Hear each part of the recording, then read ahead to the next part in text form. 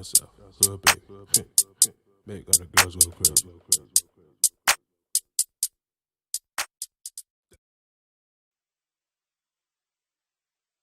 Dewan Rakyat pada masa pemerintahan Hindia Belanda yang didirikan di Batavia pada tahun 1918.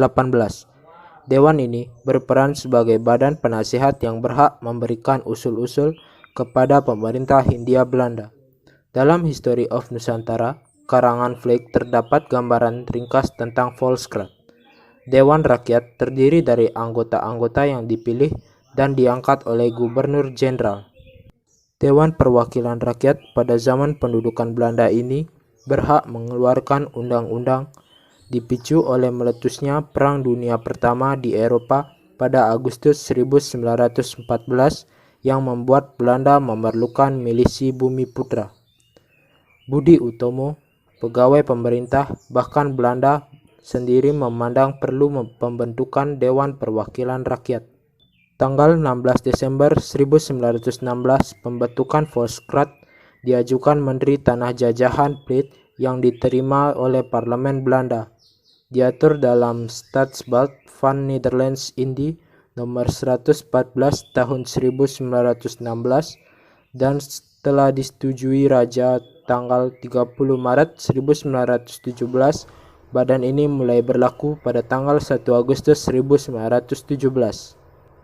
Dalam sidang pertamanya, 21 Mei 1918 yang dibuka oleh Gubernur Jenderal I.F. van Limburg Stirum, anggota Volksraad berjumlah 39 orang dengan ketua diangkat oleh Raja. Volksraad hanya mempunyai kekuasaan terbatas, bisa memberikan nasihat dalam anggaran belanja Hindia, tetapi tidak berhak memutuskan. Namun, beberapa kali sempat berbuat sesuatu seperti dalam proses terhadap penggeledahan rumah pimpinan PNI, memperjuangkan nasib buruh dari Poinel Sentis, tuntutan untuk mencabut ordonansi sekolah liar, mosi pembentukan Fakultas Sastra yang diterima dengan perbandingan suara 29 lawan 27, dan tuntutan untuk menghilangkan perbedaan yang menyolok atas gaji yang diterima oleh prajurit Bumi Putra. Bahkan Husni Tamrin pernah berpidato dengan bahasa Indonesia dalam sidang Volksraad. Usul-usulnya tidak mengikat dan tidak berpengaruh besar terhadap kebijaksanaan pemerintah Hindia Belanda, karena Volksraad belum dapat dikatakan sebagai badan legislatif dalam arti kata yang sesungguhnya.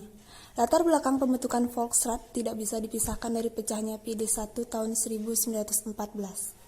Peristiwa ini mendorong organisasi Budi Utomo melancarkan isu pentingnya pertahanan Hindia Belanda dan menyokong gagasan wajib militer pribumi.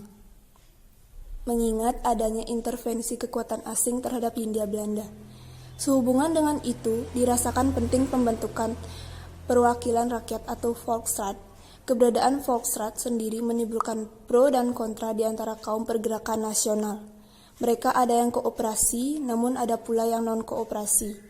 Meskipun demikian, tidak dapat dipungkiri bahwa Volksraad telah menjadi forum penting bagi kaum pergerakan nasional yang berhaluan kooperasi dan para priai yang berorientasi barat untuk menyalurkan aspirasi mereka. Bahkan Volksraad dalam periode 1930 sampai 1936 dijadikan suatu alternatif pergerakan bagi organisasi pergerakan baik yang bersifat kooperasi maupun non-kooperasi untuk mempertahankan ekstensinya. Keberadaan Volksraad berakhir saat Jepang mendarat di Hindia Belanda pada tahun 1942. Pada tanggal 5 Agustus 1942, Jepang berhasil menduduki Batavia.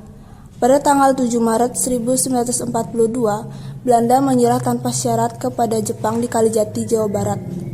Dengan takluknya Belanda kepada pasukan Jepang, seluruh perangkat kelembagaan kenegaraan yang diciptakan oleh pemerintah kolonial di Hindia Belanda terhapus, termasuk Volksraad. Penjajahan Belanda cukup kuat untuk mencegah nasionalisme Indonesia dengan cara menangkap para pemimpin dengan menekan organisasi-organisasi nasionalis. Namun, para penjajah tidak bisa menghapus sentimen nasionalisme yang telah tertanam di hati bangsa Indonesia. Orang-orang Indonesia di sisi lain tidak cukup kuat untuk melawan pemimpin kolonialis dan karenanya membutuhkan bantuan dari luar untuk menghancurkan sistem kolonial. Menjelang masa pemerintahan kolonial berakhir, berbagai bentuk pergerakan nasional dapat dikontrol oleh pemerintahan kolonial dengan masuknya Bumiputera sebagai anggota koperasi. Tidak berarti kaum Bumiputera tidak hak penuh untuk menyuarakan pendapatnya.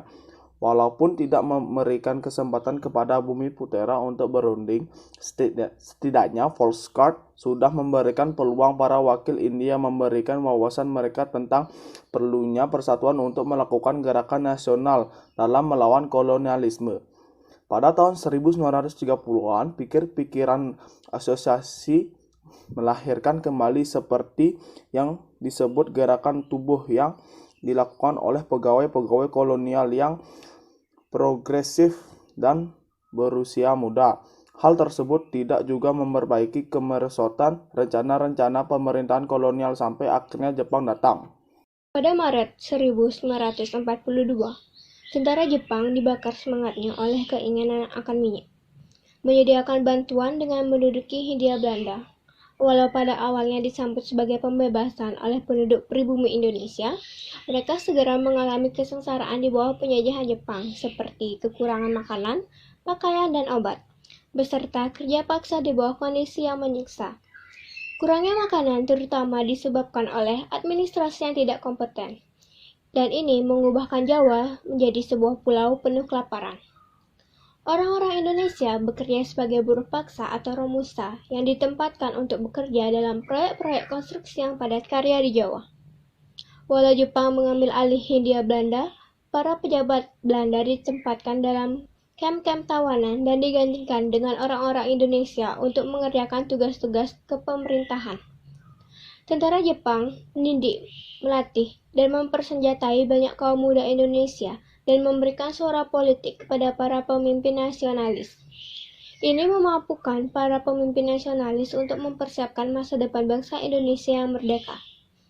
Pada bulan-bulan terakhir sebelum penyerahan diri Jepang, yang secara efektif mengakhiri Perang Dunia II, pihak Jepang memberikan dukungan penuh pada gerakan nasionalis Indonesia. Hancurnya kekuasaan politik, ekonomi, dan sosial pemerintahan kolonial Belanda melahirkan sebuah era baru. Pada 17 Agustus 1945, Soekarno-Hatta memproklamasikan kemerdekaan Indonesia. 8 hari setelah penjatuhan bom atom di Nagasaki dan 2 hari setelah Jepang kalah perangnya.